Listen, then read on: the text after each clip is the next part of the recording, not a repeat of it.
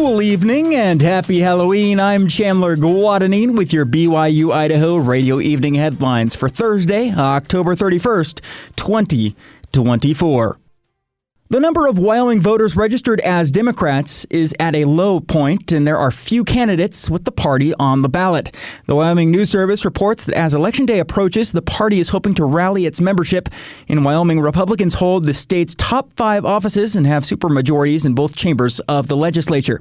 Maggie Mullen, who originally reported this story for WYO Files, says there's been a trend of people who identify as Democratic or progressive that are choosing to register as Republican, as the state's Republican Party itself has fractured over the last few years. For a lot of them, they feel like that's where the contested races are, or that's where they feel like their voice might be heard. So the Democratic Party is now trying to encourage them, to come back.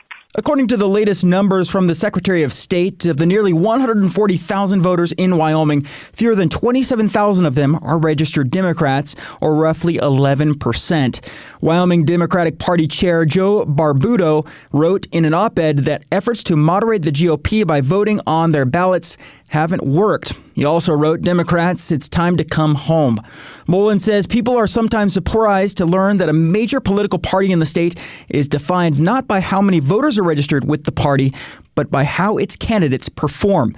This year, the status of the Wyoming Democratic Party rides on the race for a seat in the U.S. House of Representatives. But there's also a lot of precedent for that. I mean, there have been many elections where it's just come down to one race, and they've managed to pull it off pretty handily. Democrat Kyle L. Cameron needs to get at least 10% of the vote against Republican incumbent Congresswoman Harriet Hageman to keep the Wyoming Democratic Party a major party in the state. The general election is November 5th.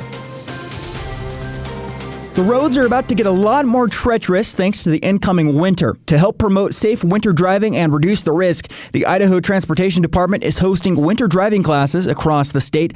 Sky Buffett is a public information officer with ITD. She says the goal of the classes is to make sure everyone is as safe as they can be. We are primarily seeking to reach younger drivers that maybe have less winter driving experience.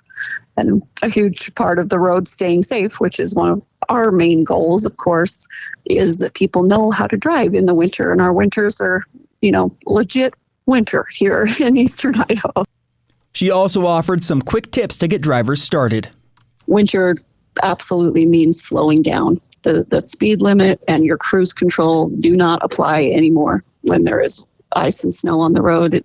The real key to winter driving is slowing down substantially. Another, helpful winter driving tip is braking. If you have to brake, even if you think there's any potential for it to be slick, you just brake slow. You don't brake harshly or quickly. You're really just trying to slow down so your car can slow itself down so you don't have to brake on the ice. Classes in eastern Idaho are planned for November 7th from 7 to 8 p.m. at Rocky Mountain Middle School in Idaho Falls, and on November 12th at Chubbuck City Hall from 5:30 to 6:30 p.m. All drivers are welcome to join. Classes are free. To register, visit eventleaf.com and search for Idaho Winter Driving Classes. Again, that's Leaf with an F.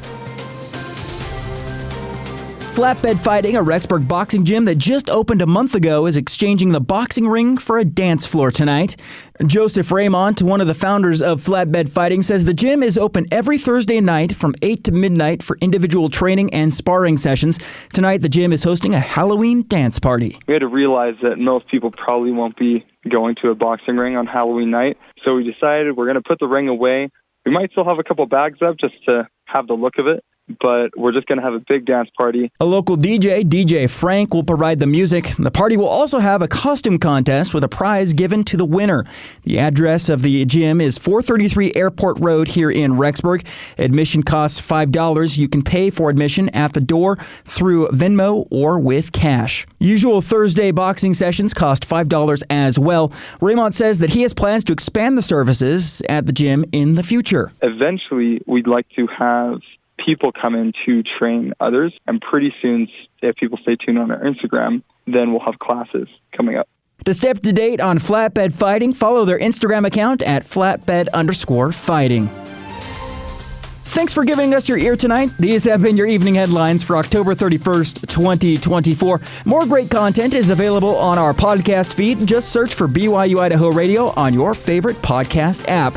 You can also ask your smart speakers and personal assistants, Google, Alexa, or Siri, to play the latest from BYU-Idaho Radio. From all of us here, have a fun and safe Halloween. I'm Chandler Guadagnine, and this is BYU-Idaho Radio.